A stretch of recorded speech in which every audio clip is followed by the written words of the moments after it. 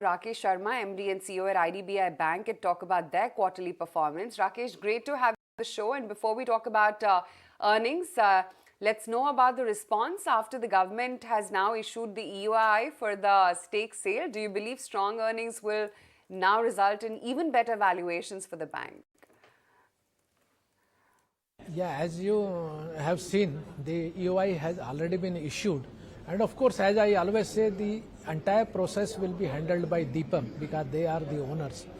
But my expectation is that in the next financial year, they should be able to complete it. But of course, a lot of things will depend on how much interest is shown and based on that, how much time is taken on fit and proper.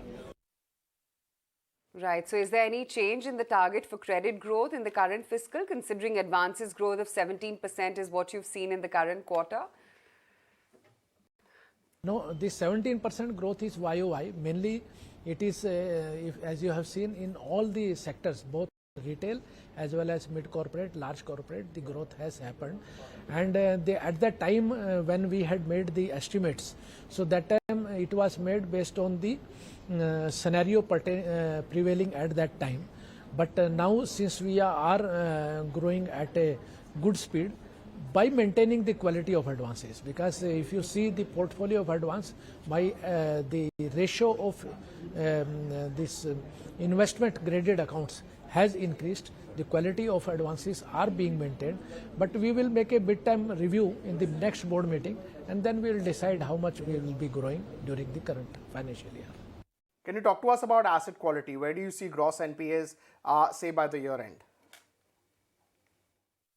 As you have seen that our gross NPAs have come down to 16.5%. We were not making write-off earlier due to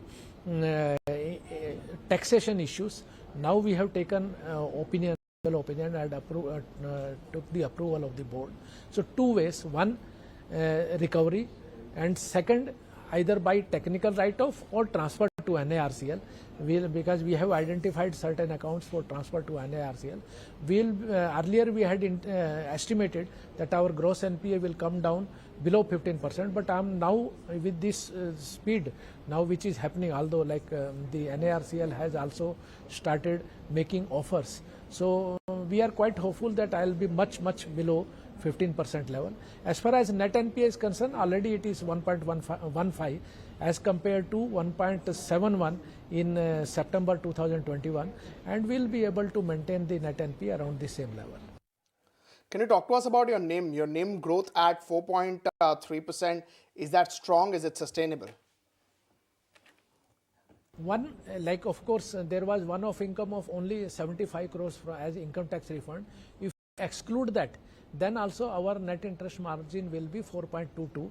We had estimated an NIM of 3.25, but now in the rising interest rate scenario, like as you see, the interest time lagging effect will be there.